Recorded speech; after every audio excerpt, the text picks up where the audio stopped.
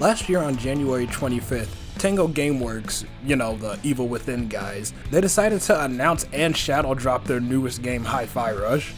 It was said to be an action platformer rhythm game, 3 genres that just immediately make me cream myself. But I'm not gonna lie, I was a little skeptical when it came out, cause on one hand, it was looking good. This is the game that I could ever dream of, but on the other hand, this is the Evil Within guys. Now I like some of their games, but what the fuck they know about a rhythm game?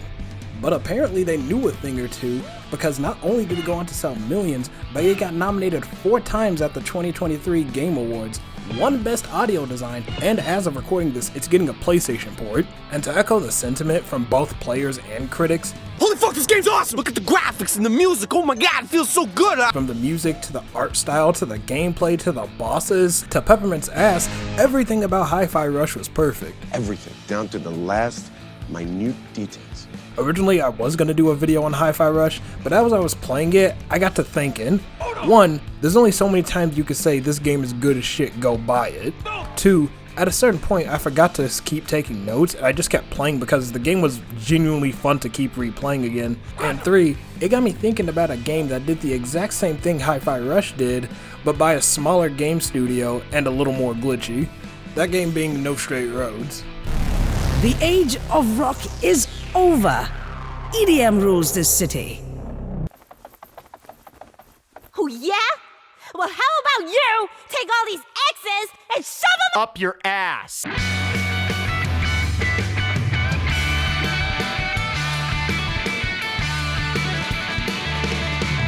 Developed by Malaysian developers Metronomic, I blew up Malaysia. NSR released on August 25th, 2020, and I bought it day 1 because the first trailers were bright, colorful, goofy, and I ate that shit up. Also, a crazy fact when looking this up, this game was directed by Juan Hasmer and Dame Ziauden, one of which is the lead game designer for Final Fantasy 15, and the other being the concept artist to Street Fighter 5. What the fuck? The name's Mayday. I wield a guitar, and he is Zook. and he plays the Drums. and together we're Bunk Bed Junction. Woo! NSR is about a pair of purely platonic friends named Mayday and Zook who band together to save their city from the EDM empire with the power of rock. Band together. Get it? The game starts off with Mayday and Zook auditioning to become the next band in NSR. The rules are simple, all they have to do is fill up the Grand Quaza, which is basically like the energy of Vinyl City. After filling it up and still getting rejected, Mayday tells them to fuck off, Rock is then banned, then they hijack concerts just to get back at EDM. Real quick, I just kinda wanna play a little bit of the intro because it perfectly sets up what the vibe of the game is gonna be. Like, it's gonna be corny and cheesy at times, but you're really here for the music.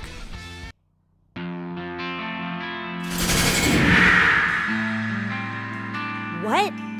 No way! You see that? I don't believe it. Our city's backup energy is only supplied to the elites of NSR? That's messed up. First, they rejected us. Then, they denied our rights to rock out. And now they think they can keep the energy from the general public? This is wrong. This is an absolute abuse of power. I hate to say this, but I think you might be onto something. Finally! You're making sense! So tell me, Zook, tell me. What are we gonna do to someone who messes with the good people of Vinyl City? Oh, we're gonna bunka, we're gonna junka, and we're gonna bam in their faces! Yes! Now you're talking!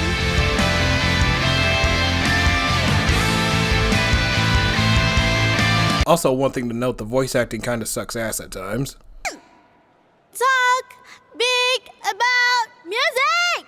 But the only thing you guys seem to be good for is breaking stuff! What? Forget it. This is going nowhere. I'm just gonna finish you off right now. Whoa! Enough! You are ruining her performance! First up on the hit list is DJ Subatomic's Supernova, and his whole thing is planets.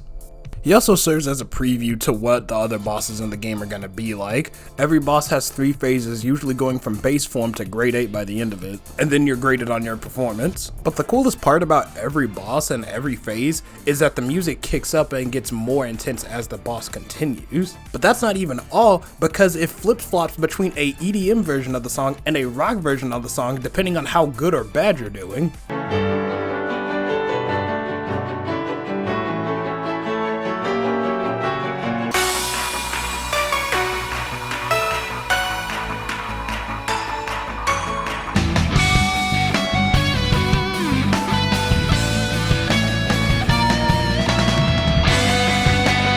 But then on top of that, there's a guitar and a drum solo version of every song for when Mayday and Zook can transform objects.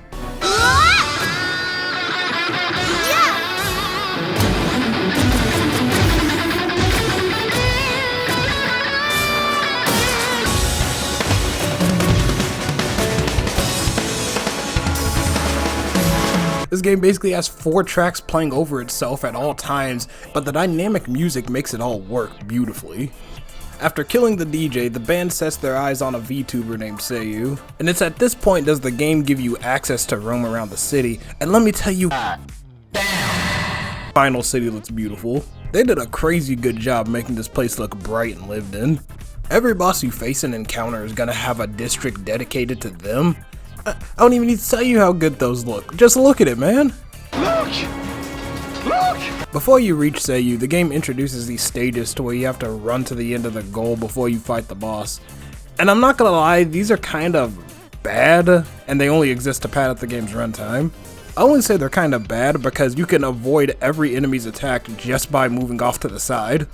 It's not like they follow you or even have tracking projectiles. I can't believe I'm talking to this thing. She's not even real. Shh, May, don't say the R word. It's a very taboo subject in this district. The R word? You mean Retard. Just like with the DJ, every single boss has their own gimmick, and SAYU's, for me at least, is the most memorable because you're traveling through arena to arena to break these different nodes that control her, because it turns out the fish is just 4 kids in a trench coat.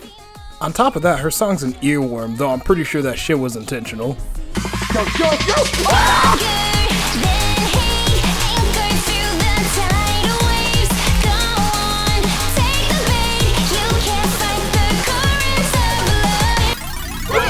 Fit Junction on the bridge!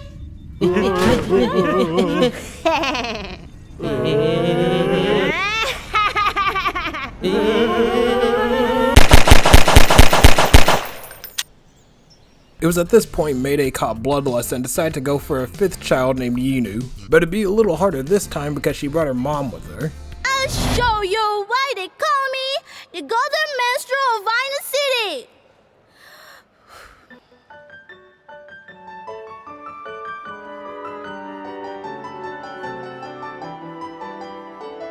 Ugh, you gotta be kidding me! I've heard there's a crack thing in And once again, good God, the music. I'm not even gonna say shit, just listen.